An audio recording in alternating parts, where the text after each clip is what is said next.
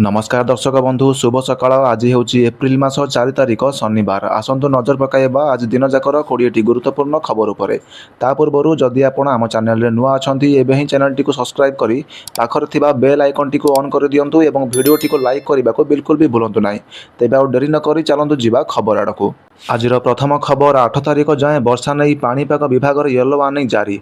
राज्य में वर्षार संभावना 8 तारिख जाए वर्षा नहीं पाणीपाग विभाग येलो वार्निंग जारी करिछि। बिजुली घड़घड़ी सह वर्षा नहीं काली 12 जिला को येलो वार्निंग जारी होइछि।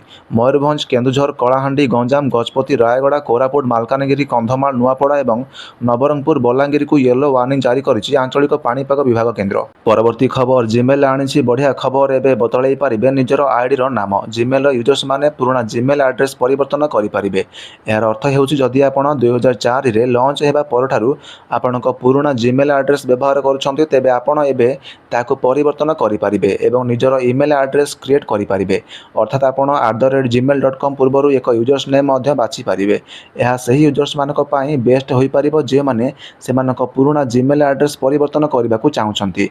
गूगल आप आपणकर पुराना जीमेल आईडी परिवर्तन करिवार ऑप्शन देछि। आपण एबे नुआ अकाउंट तैयारी न करी आपणकर पुराना जीमेल एड्रेस परिवर्तन करें। जीमेल यूजर्स माने एबे निजर मन पसंदर एक नुआ जीमेल एड्रेस बाछि पारिबे। पुराना एड्रेस एबे भी काम करिवो किंतु पुराना जीमेल एड्रेस मध्य ईमेल पूर्व परी पाई पारिबे। अर्थात आपणकर सेंडर कोनोसी समस्यार सम्मुखीन हेबे नाही। आपण एबे भी पुराना एड्रेस सहित लॉगिन करि पारिबे। आपण जीमेल यूजर्स को नाम परिवर्तन करिबा द्वारा आपणकर समस्त डाटा सुरक्षित रहिबो। वर्ष को केवल थरे आपण यूजर्स नेम परिवर्तन करि पारिबे एवं नुआ यूजर्स नेम केवल 3 थर परिवर्तन करि पारिबे। परवर्ती खबर अबकारी विभागर नुआ गाइडलाइन टेट्रो पैक रे मिलिबो मद। टेट्रो पैक रे रहिबो 6टी सुरक्षा लेयर मद बंटन को आधुनिकरण एवं परिवेशगत प्रभाव को ह्रास करबा पई एक प्रमुख संस्कार स्वरूप ओडिशा अबकारी विभाग 108 मिली पर्यंत टेट्रो पैक रे मद विक्रय को अनुमति देबा पई नूतन निर्देशावली प्रचलन करछंती। नुआ गाइडलाइन अनुसार पूरी बेलाभूमि रे मद दुकान खोलिबा को अनुमति मिलिबो नाही। हेले राज्य रे अन्य बेलाभूमि रे ओटीडीसी को बिक्री पई अनुमति दिया जायछि। विभिन्न इको रिट्रीट रे मध्य मद कुड़िया खोला जाई मद बिक्री हेबो। किछि दिन तळे सरकार नुआ अबकारी नीति 2026 रु 29 आनिथिले। 1 एप्रिल 2026 रु 31 मार्च 2029 अवधि निमंते एक त्रिवार्षिक अबकारी नीति घोषणा करा जायथिला। एही नीति अधीन रे एक गुरुत्वपूर्ण सिद्धांत हेउछि अबकारी शुल्क उपरे 0.5% डी एक्सिशन शेष परिवर्तन हेबो। नुआ अबकारी नीति रे मद को क्षतिकारक पदार्थ भाव में स्वीकार करा जायछि। विभिन्न अबकारी लाइसेंस पई आवेदन शुल्क 10% को वृद्धि पाइबो। लाइसेंस शुल्क प्रति वर्ष 10 रु 20% वृद्धि पाइबो। आईएमएफएल और देशी मद उपरे अबकारी शुल्क वृद्धि होइछि। राज्य में नूतन ऑफसीएल दुकान खोलिबा को अनुमति मिलिबनी। ग्रामांचल रे नुआ मद दुकान खोलिबा को मध्य अनुमति मिलिबो नाही। श्रीमंदिर एवं बड़दाण्ड पाखरे कोनोसी अबकारी दुकान चालू हेबनी बोली सरकार कहिथिले। समस्त उत्पाद यूनिट एवं खुचुरा दुकान सीसीटीवी निरीक्षण रे रहिबो। निर्देशावली रे आहुरी उल्लेख करा जायछि जे एही टेट्रो पैक उत्पादन करथिबा निर्माता मानकु भारतीय पैकेजिंग संस्थान किंबा केंद्रीय खाद्य प्रजुक्ति विद्या गवेषणा स्थान रे भली प्रतिष्ठित प्रतिष्ठान गुरु प्रमाणपत्र ग्रहण करने को पड़िबो। जहा द्वारा गुणवत्ता एवं सुरक्षा मान कड़ाकड़ी भाव में बजाय रहिबो बोली कहा जाउछि। परवर्ती खबर आलू 12 टंका रु अधिक बिक्री कले कड़ा कार्यानुष्ठान निया जाई पारे। राजधानी भुवनेश्वर रे आवश्यक जिनिसर दर नियंत्रण पाई राज्य सरकार कड़ा पदक्षेप नैछंती। खुचरा व्यवसायी माने जदि आलू 12 टंका रु अधिक दर रे बिक्री करंती तेबे सेमानंकु जेल सहित कठोर कार्यानुष्ठान भोगिबाकु पड़ी पारे। भुवनेश्वर रे अतिरिक्त जिलापाल रमेश जेना अध्यक्षता रे होइथिबा बैठक रे एही निष्पत्ति ग्रहण करा जायछि।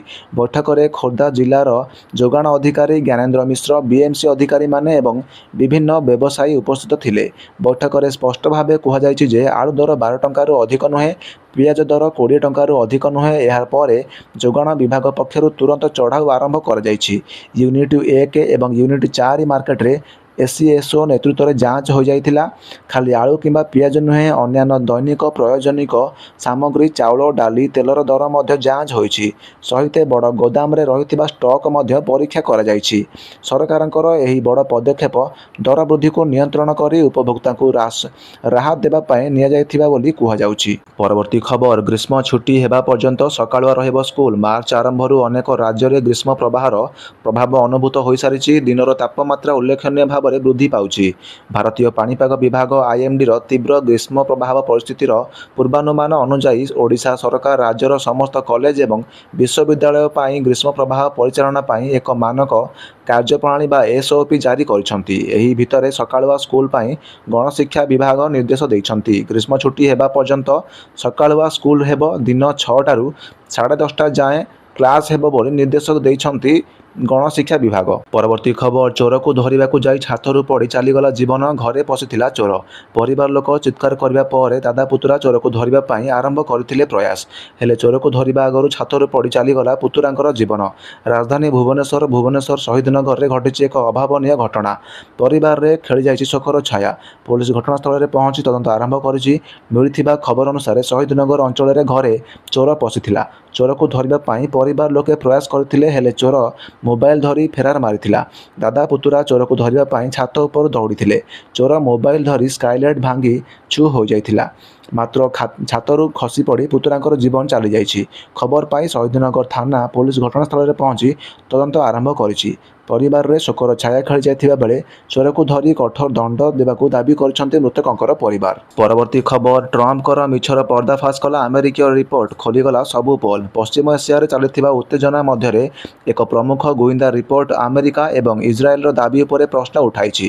ଆମେରିକୀୟ ଗୁଇନ୍ଦା ସୂତ୍ରରୁ ଜଣାପଡ଼ିଛି ଯେ ଗତ 5 ସପ୍ତାହ ଧରି ବାରମ୍ବାର ଆକ୍ରମଣ ସତ୍ତ୍ୱେ ଇରାନର ସାମରିକ ଶକ୍ତି ସମ୍ପୂର୍ଣ୍ଣ ଭାବରେ କ୍ଷୟ ହୋଇନାହିଁ।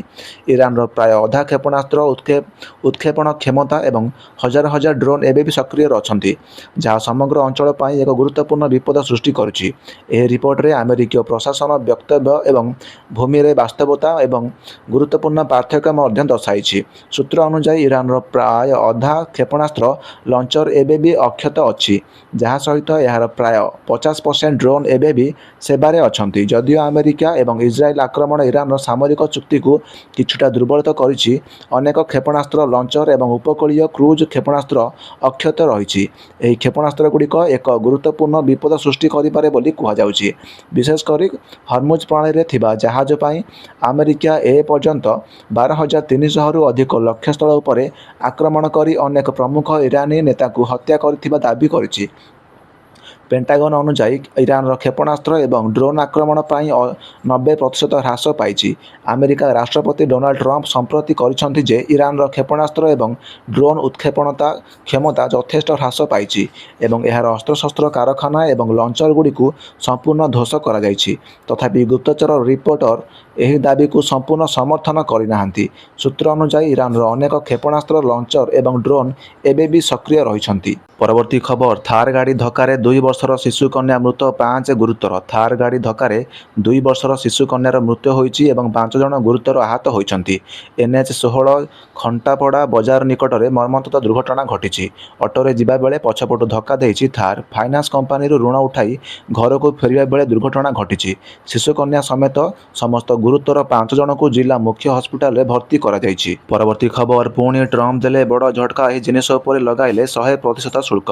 ପୁଣି ଟ୍ରମ୍ପଙ୍କର ଟାରିଫ ଝଟକା। ମଧ୍ୟପ୍ରାଚ୍ୟ ଯୁଦ୍ଧ ମଧ୍ୟରେ ପୁଣି ବିଶ୍ୱକୁ ଶୁକ୍ରବାର ଆଉ ଏକ ବଡ଼ ଝଟକା ଦେଇଛନ୍ତି ଆମେରିକା ରାଷ୍ଟ୍ରପତି ଡୋନାଲ୍ଡ ଟ୍ରମ୍ପ। ଔଷଧ ଉପରେ ଲଗାଇଛନ୍ତି 100% ଶୁଳ୍କ। ମଧ୍ୟପ୍ରାଚ୍ୟରେ ସଂଘର୍ଷ ମଧ୍ୟରେ ଟ୍ରମ୍ପ ଏକ ବଡ଼ ନିଷ୍ପତ୍ତି ନେଇଛନ୍ତି। ଟ୍ରମ୍ପ ଔଷଧ ଉପରେ 100% ଶୁଳ୍କ ଲାଗୁ କରିଛନ୍ତି। ଏହି ଔଷଧଗୁଡ଼ିକରେ ପେଟେଣ୍ଟ ଔଷଧ ଅନ୍ତର୍ଭୁକ୍ତ ରହିବ। ଏହା ସହିତ ଧାତୁ ସମ୍ପର୍କରେ ବିଭିନ୍ନ ପ୍ରକାରର ରିହାତି ପ୍ରଦାନ କରାଯାଇଛି। ଗୁରୁବାର ଦିନ କାର୍ଯ୍ୟକାରୀ ହୋଇଥିବା ନୂତନ ନିୟମ ଅନୁଯାୟୀ ଭାରତ ସମେତ ଯେଉଁ ଦେଶଗୁଡ଼ିକ ଆମେରିକାର ବାଣିଜ୍ୟ ବିଭାଗ ସହିତ ପୁନଃ ସଂଶୋଧିତ ଚୁକ୍ତିନାମା କିମ୍ବା ସ୍ୱାସ୍ଥ୍ୟ ଏବଂ ମାନବ ସେବା ବିଭାଗ ସହିତ ସମର୍ପିତ ପସନ୍ଦିତ ଷ୍ଟାର୍ଟର ମୂଲ୍ୟ ଚୁକ୍ତିନାମା ସ୍ୱାକ୍ଷର କରିନାହାନ୍ତି, ସେମାନଙ୍କ ଠାରୁ ପେଟେଣ୍ଟ ଔଷଧ ଆମଦାନୀ ଉପରେ 100% ଶୁଳ୍କ ଲାଗୁ ହେବ। ହ୍ୱାଇଟ୍ ହାଉସରେ ଜଣେ ବରିଷ୍ଠ ଅଧିକାରୀ କହିଛନ୍ତି, ଅତ୍ୟାବଶ୍ୟକ ଔଷଧ ପାଇଁ ବିଦେଶୀ ରାଷ୍ଟ୍ରଗୁଡ଼ିକ ଉପରେ ଆମେରିକାର ନିର୍ଭରଶୀଳତା ହ୍ରାସ କରିବା ପାଇଁ ଏହି ପଦକ୍ଷେପ ନିଆଯାଇଛି। ପରବର୍ତ୍ତୀ ଖବର, ବରିଷ୍ଠ ପୋଲିସ ଅଧିକାରୀଙ୍କୁ ଧକ୍କା ଦେଲା ଆମ ବସ୍। 3 ଏପ୍ରିଲ ଭୁବନେଶ୍ୱରରେ ବରିଷ୍ଠ ପୋଲିସ ଅଧିକାରୀଙ୍କୁ ଧକ୍କା ଦେଲା ଆମ ବସ୍। ଅତିରିକ୍ତ ଡିସିପି କୃଷ୍ଣଚନ୍ଦ୍ର ସେଠୀଙ୍କୁ ଧକ୍କା ଦେଲା ଆମ ବସ୍। ଭୁବନେଶ୍ୱର କ୍ଲବ ପାଖରେ ଘଟିଛି ବଡ଼ ଦୁର୍ଘଟଣା। ସାଇକେଲିଂ କରୁଥିବା ବେଳେ ପଛରୁ ଧକ୍କା ଦେଲା ଆମ ବସ୍। ଗୁରୁତର ଅବସ୍ଥାରେ ଅତିରିକ୍ତ ଡିସିପିଙ୍କୁ ହସ୍ପିଟାଲରେ ଭର୍ତ୍ତି କରାଯାଇଛି। ପରବର୍ତ୍ତୀ ଖବର ପିଏନ୍ଜି ସଂଯୋଗ ନେଇ କୃଷ୍ଣଚନ୍ଦ୍ର ମହାପାତ୍ରଙ୍କର ବଡ଼ ସୂଚନା କହିଲେ ଓଡ଼ିଶାରେ ସବୁ ସହରକୁ ପାଇପ୍ ଲାଇନ୍ ଗ୍ୟାସ୍ ପାଇଁ ସଂଯୋଗ ନେଇ ସବୁ ପ୍ରକାରର ବ୍ୟବସ୍ଥା କରାଯାଉଛି। ସବୁ ମହାନଗର ନିଗମ ସହିତ ଅନୁଗୁଳ ଢେଙ୍କାନାଳ ଭଳି ବଡ଼ ବଡ଼ ସହରରେ ପ୍ରାୟ କାମ ସରିଲାଣି। ଯେଉଁ ସହର ରହିଯାଇଛି ସେଠାରେ କାମ ଆରମ୍ଭ ହେବ। ଏନେଇ ଜିଲ୍ଲାପାଳଙ୍କୁ ନିର୍ଦ୍ଦେଶ ଦିଆଯାଇଥିବାର କହିଛନ୍ତି ନଗର ଉନ୍ନୟନ ମନ୍ତ୍ରୀ କୃଷ୍ଣଚନ୍ଦ୍ର ମହାପାତ୍ର। ସେ କହିଛନ୍ତି ଯେ ବିଭିନ୍ନ ଏଜେନ୍ସି କାର୍ଯ୍ୟକୁ ତ୍ୱରାନ୍ୱିତ କରିବା ପାଇଁ ନିର୍ଦ୍ଦେଶ ଦିଆଯାଇଛି। ସେହିପରି ପିଏନ୍ଜିରେ ସମସ୍ୟା ଦେଖାଦେଲେ କମ୍ପାନୀରେ ବିକଳ୍ପ ବ୍ୟବସ୍ଥା ଗ୍ରହଣ କରିବେ। ବର୍ଷା ପୂର୍ବରୁ ସମସ୍ତ କାର୍ଯ୍ୟ ସାରିବାକୁ ସରକାର ଚେଷ୍ଟା କରୁଛନ୍ତି। ନୂଆ ଟେକ୍ନୋଲୋଜିରେ ହେବ ଯାହାଦ୍ୱାରା ରାସ୍ତା ଅଧିକ ଖୋଳିବାକୁ ପଡ଼ିବ ନାହିଁ। ପରବର୍ତ୍ତୀ ଖବର ବାଣ ଭିଡ଼ିବା ବେଳେ ବିସ୍ଫୋରଣ 6 ଜଣ ଗୁରୁତର 5 ଜଣଙ୍କ ଅବସ୍ଥା ସଙ୍କଟାପନ୍ନ ହୋଇଛି। ନୟାଗଡ଼ ନୂଆଗାଁ ଥାନା ଅଧୀନ କୋରଡ଼ା ଗାଁରେ ଏକ ଭୟାବହ ବିସ୍ଫୋରଣ ଘଟି 6 ଜଣ ଗୁରୁତର ଆହତ ହୋଇଛନ୍ତି। ଏଥିରେ ଜଣେ ନାବାଳକ ମଧ୍ୟ ଅଛନ୍ତି। ଗୁରୁତର ଆହତମାନଙ୍କ ମଧ୍ୟରୁ 5 ଜଣଙ୍କର ଅବସ୍ଥା ଅତ୍ୟନ୍ତ ସଙ୍କଟାପନ୍ନ ଥିବାରୁ ସେମାନଙ୍କୁ ଭୁବନେଶ୍ୱରକୁ ସ୍ଥାନାନ୍ତରିତ କରାଯାଇଛି। ଆହତମାନେ ହେଲେ ବାଣ କାରଖାନାର ମାଲିକ ହାଡ଼ିବନ୍ଧୁ ସେଠୀ, ତାଙ୍କ ପୁଅ ନବ ସେଠୀ, ଶ୍ରମିକ ନିରଞ୍ଜନ ନାହକ, ବାପୁନି ନାହକ, ମନୋଜ ନାୟକ ଏବଂ ଗଞ୍ଜାମ ଅଞ୍ଚଳର ନାବାଳକ ଅମିତ ସେଠୀ। ସୂଚନା ଅନୁସାରେ ଦଶପଲ୍ଲାରେ ଆସନ୍ତା 7 ତାରିଖରେ ହେବାକୁ ଥିବା ଲଙ୍କାପୋଡ଼ି ଉତ୍ସବ ପାଇଁ ଘରେ ବାଣ ପ୍ରସ୍ତୁତ କରାଯାଉଥିବା ବେଳେ ଘରେ ଅଘଟଣ ଘଟିଛି। ବିସ୍ଫୋରଣ ଏତେ ଭୟାବହ ଥିଲା ଯେ ଚାରିପାଖରେ ଥିବା ଘରଗୁଡ଼ିକ କ୍ଷତିଗ୍ରସ୍ତ ହୋଇଯାଇଛି। ଶବ୍ଦ ଶୁଣି ସ୍ଥାନୀୟ ଲୋକ ବାହାରକୁ ଆସିଥିବା ବେଳେ ସମଗ୍ର ଅଞ୍ଚଳ କଳା ଧୂଆଁରେ ଆବୃତ ହୋଇଯାଇଥିଲା। ପୁଲିସ ଘଟଣାସ୍ଥଳରେ ପହଞ୍ଚି ତଦନ୍ତ ଆରମ୍ଭ କରିଛି ଏବଂ ବିସ୍ଫୋରଣର କାରଣ ଖୋଜାଖୋଜି ଚାଲିଛି। ପରବର୍ତ୍ତୀ ଖବର ଭାରତରେ ପଶି ମାରିବୁ ପ୍ରତିରକ୍ଷା ମନ୍ତ୍ରୀ ଖ୍ୱାଜା ଆସିଫଙ୍କର ଧମକ। ପାକିସ୍ତାନ ପକ୍ଷରୁ ପୁଣି ଥରେ ଭାରତ ପାଇଁ ଆକ୍ରମଣାତ୍ମକ ଏବଂ ଉସ୍କାଇବା ଭଳି ବୟାନବାଜି କରାଯାଇଛି। ପାକିସ୍ତାନର ପ୍ରତିରକ୍ଷା ମନ୍ତ୍ରୀ ଖ୍ୱାଜା ଆସିଫ କ୍ରୋଧିତ ହୋଇ କହିଛନ୍ତି ତାଙ୍କ ନେତା ଗତ ବର୍ଷ ଭାରତରେ ବିରୋଧରେ ଲଢ଼େଇର ବିଜୟ ହାସଲ କରିଛନ୍ତି ଏବଂ ଆଗକୁ ବି ଲଢ଼େଇ ପାଇଁ ପ୍ରସ୍ତୁତ ଜାରି ରହିଛି। ଖ୍ୱାଜା ଆସିଫ ଭାରତକୁ ଧମକ ଦେଇ କହିଛନ୍ତି ଯେ ଗତ ବର୍ଷ ମଇ ମାସରେ କେବଳ ବିମାନ ଲଢ଼େଇ ହୋଇଥିଲା, କିନ୍ତୁ ଏହିଥର ପାକିସ୍ତାନର ସେନା ଇଣ୍ଡିଆର ସୀମାରେ ପଶି ମାରିବେ। ଏକ ଟିଭି କାର୍ଯ୍ୟକ୍ରମରେ ଖ୍ୱାଜା ଆସିଫ କହିଛନ୍ତି ଭାରତ ଗତ ବର୍ଷ ଆମ ଉପରେ ଆକ୍ରମଣ କରିଥିଲା ଏବଂ ଯଦି ସେ ପୁଣି ଥରେ ଚେଷ୍ଟା କରିବେ ଏବଂ ତାଙ୍କୁ ଗତ ବର୍ଷ ଅପେକ୍ଷା ବଡ଼ ଲଜ୍ଜାଜନକ ସ୍ଥିତିର ସମ୍ମୁଖୀନ ହେବାକୁ ପଡ଼ିପାରେ। ସେହି ଥର ସଂଘର୍ଷ 200ରୁ 250 କିଲୋମିଟର ଯାଏଁ ସୀମିତ ରହିବ ନାହିଁ। ଆମେ ସେମାନଙ୍କ ଅଞ୍ଚଳରେ ପଶିବୁ ଏବଂ ଭିତରେ ପଶି ତାଙ୍କୁ ମାରିବୁ ବୋଲି କହିଛନ୍ତି। ପାକିସ୍ତାନର ଶେହବାଜ ସରିଫ ସରକାରରେ ପ୍ରତିରକ୍ଷା ମନ୍ତ୍ରୀ ଖ୍ୱାଜା ଆସିଫ ନିଜର ବୟାନବାଜି ପାଇଁ ଜଣାଶୁଣା ଅଟନ୍ତି। ଗତ ବର୍ଷ ମଇ ମାସରେ ଭାରତ ଏବଂ ପାକିସ୍ତାନର 4 ଦିନର ଲଢ଼େଇ ପରେ ଲଗାତାର ସେ କିଛି ନା କିଛି କହୁଥିଲେ। ତାଙ୍କ ସ୍ପଷ୍ଟବାଦିତା ଯୋଗୁଁ ଆସିଫଙ୍କର କଥା ପ୍ରାୟତଃ ସାରା ବିଶ୍ୱର ଦୃଷ୍ଟି ଆକର୍ଷଣ କରେ। ଖ୍ୱାଜା ଆସିଫଙ୍କର ସଦ୍ୟ ଟିପ୍ପଣୀ ଭାରତର ପ୍ରତିରକ୍ଷା ମନ୍ତ୍ରୀ ରାଜନାଥ ସିଂଙ୍କ ବୟାନ ପରେ ଆସିଛି। ରାଜନାଥ ସିଂହ ନିକଟରେ କେରଳରେ ଅପରେସନ ସିନ୍ଦୁରର ଉଲ୍ଲେଖ କରିଥିଲେ। ଏହି ସମୟରେ ରାଜନାଥ ସିଂହ କହିଥିଲେ ଯେ ପାକିସ୍ତାନ ପକ୍ଷରୁ କରାଯାଇଥିବା କିଛି ବି ଦୁଃସାହସ ଏକ ଅଭୂତପୂର୍ଣ୍ଣ ଏବଂ ନିନ୍ଦ୍ରାଣାୟକ ଜବାବକୁ ଆମନ୍ତ୍ରଣ କରିବ। ଅନ୍ୟପଟେ ରାଜନାଥ ସିଂହ ନିଜର ବୟାନରେ କହିଛନ୍ତି ପୂର୍ବ ଏସିଆର ବର୍ତ୍ତମାନ ସ୍ଥିତି ଦେଖି ଆମ ପଡ଼ୋଶୀ କୌଣସି ପ୍ରକାର ଦୁଃସାହସ ନ କରନ୍ତୁ, ସେଥିପାଇଁ ତାଙ୍କୁ ସଚେତନ କରିଦିଆଯାଉଛି। ଯଦି ଏମିତି ହୁଏ ତ ଭାରତର ଜବାବ ଅଭୂତପୂର୍ଣ୍ଣ ଏବଂ ନିର୍ଣ୍ଣାୟକ ହେବ ବୋଲି କୁହାଯାଉଛି। ପରବର୍ତ୍ତୀ ଖବର ସରକାରୀ ଖଜଣାରୁ 3 କୋଟି 67 ଲକ୍ଷ ଟଙ୍କା ଲୁଟ୍ ଅଭିଯୋଗ 2 ଜଣଙ୍କୁ ଗିରଫ କରିଛି ପୋଲିସ। ସମ୍ବଲପୁର ଜିଲ୍ଲା ଅବକାରୀ ବିଭାଗରେ ଏକ ବଡ଼ ଧରଣର ଆର୍ଥିକ ଅନିୟମିତତା ସାମ୍ନାକୁ ଆସିଛି। ଜାଲିଆତି କରି ବିଭାଗରୁ ପ୍ରାୟ 3 କୋଟି 67 ଲକ୍ଷ ଟଙ୍କା ହରି ଲୁଟ୍ ହୋଇଥିବାର ଅଭିଯୋଗରେ 2 ଜଣଙ୍କୁ ଗିରଫ କରିଛି ସମ୍ବଲପୁର ପୋଲିସ। ଗିରଫ ଅଭିଯୁକ୍ତମାନେ ହେଲେ ସମ୍ବଲପୁର ଅବକାରୀ କାର୍ଯ୍ୟାଳୟର ନିଲମ୍ବିତ ଜୁନିୟର ଆସିଷ୍ଟାଣ୍ଟ ସନ୍ଦୀପ କୁମାର ପଟ୍ଟନାୟକ ଏବଂ ଅବସରପ୍ରାପ୍ତ ଏସ୍ଆଇଏସ୍ ଶରତ ଚନ୍ଦ୍ର ବେହେରା। ଏହି ଘଟଣାରେ ଅନ୍ୟତମ ମୁଖ୍ୟ ଅଭିଯୁକ୍ତ ଅବସରପ୍ରାପ୍ତ ଏସ୍ଆଇ ଅଚ୍ୟୁତ ଦେହୁରୀଙ୍କ ସମ୍ପୃକ୍ତି ଥିବାର ପୋଲିସ ସୂଚନା ଦେଇଛନ୍ତି। ପେନ୍ସନ୍ ନାଁରେ ଅବସରପ୍ରାପ୍ତ ଅଧିକାରୀଙ୍କର ଆକାଉଣ୍ଟକୁ ଟଙ୍କା ପଠାଉଥିଲେ କିରାନୀ। ପରେ ସେହି ଟଙ୍କା ବିଭିନ୍ନ ଆକାଉଣ୍ଟକୁ ପଠାଯାଉଥିଲା। ଗତ ମାର୍ଚ୍ଚ 9 ତାରିଖରେ ଟଙ୍କା ଲୁଟ୍ ନେଇ ଅଇଁଠାପାଲି ଥାନାରେ ଏକ ମାମଲା ରୁଜୁ ହୋଇଥିଲା। ତଦନ୍ତ ପରେ ପ୍ରାୟ 3 କୋଟି 67 ଲକ୍ଷ ଟଙ୍କା ହେରଫେର ହୋଇଥିବାର ଜାଣିବାକୁ ପାଇଥିଲା ପୋଲିସ। ସେହିପରି 44 ଲକ୍ଷ ଟଙ୍କା ଆକାଉଣ୍ଟରେ ଫ୍ରିଜ୍ କରାଯାଇଛି। ପରବର୍ତ୍ତୀ ଖବର 8 ନକଲି ସିଆଇଡିକୁ ବାନ୍ଧିଲା ଅସଲି ପୋଲିସ। ରାଜଧାନୀରେ ନକଲି ସିଆଇଡି ମାମଲାରେ ସିଟି ଇନଭେଷ୍ଟମେଣ୍ଟ ଡିଟେକ୍ଟିଭ ସଂସ୍ଥାର କର୍ମଚାରୀଙ୍କ ପ୍ରତିକ୍ରିୟା ସାମ୍ନାକୁ ଆସିଛି। ସିଆଇଡି ନୁହନ୍ତି, ବରଂ ସେମାନେ ଏନଫୋର୍ସମେଣ୍ଟ ଏଜେଣ୍ଟ ଅଟନ୍ତି। ସେମାନଙ୍କ କାମ ବକେୟା ଟଙ୍କା ଆଦାୟ କରିବା ବୋଲି ସଂସ୍ଥାରେ ଜଣେ କର୍ମଚାରୀ କହିଛନ୍ତି। 2002 ମସିହାରୁ ସେମାନେ କାର୍ଯ୍ୟ କରୁଛନ୍ତି। ଏହା କୌଣସି ନୂଆ ସଂସ୍ଥା ନୁହେଁ। ତାଙ୍କ ସଂସ୍ଥାର 36ଟି ବ୍ୟାଙ୍କ ସହିତ ଅନୁବନ୍ଧିତ ରହିଛି। ବ୍ୟାଙ୍କର ନିର୍ଦ୍ଦେଶ ଅନୁସାରେ କାମ କରନ୍ତି। ସେମାନେ ବକେୟା ଥିବା ଟଙ୍କା ଆଦାୟ କରନ୍ତି। ଗତକାଲି ଯାଇଥିବା ଟଙ୍କା ଆଦାୟ କରିବାକୁ ଯାଇଥିବା ଘରୋଇ ଇଞ୍ଜିନିୟରିଂ କଲେଜର ଚଉରାଅଶୀରୁ 85 କୋଟି ଟଙ୍କା ବକେୟା ରହିଛି। ବକେୟା ଟଙ୍କା ଆଦାୟ କରିବାକୁ ସେମାନେ ଯାଇଥିଲେ, କିନ୍ତୁ କଲେଜ ପୋଲିସକୁ ଫୋନ୍ କରି ମିଥ୍ୟା ସୂଚନା ଦେଇ ଡକାଇଥିଲା। ଫଳରେ ଏଜେଣ୍ଟମାନଙ୍କୁ ଗିରଫ କରାଯାଇଥିବାର କୁହାଯାଉଛି। ଗତକାଲି ସଂସ୍ଥାର କିଛି କର୍ମଚାରୀ ଚନ୍ଦ୍ରଶେଖରପୁର ଅଞ୍ଚଳରେ ଏକ ଘରୋଇ ଇଞ୍ଜିନିୟରିଂ କଲେଜରେ ଋଣ ପରିଶୋଧ ହୋଇନଥିବା କହି ଚଢ଼ାଉ କରିଥିଲେ। ସେହି ସମୟରେ ପିଲାଙ୍କର ପରୀକ୍ଷା ମଧ୍ୟ ଚାଲିଥିଲା। କଲେଜ କର୍ତ୍ତୃପକ୍ଷଙ୍କୁ ଧମକ ଦେଇ ଗେଟ୍ରେ ତାଲା ପକାଇ ନିଲାମ ପାଇଁ ତାଲିକାପତ୍ର ଲେଖାଯାଇଥିଲା। କଲେଜ କର୍ତ୍ତୃପକ୍ଷ ଚନ୍ଦ୍ରଶେଖରପୁର ପୋଲିସକୁ ଖବର ଦେଇଥିଲେ।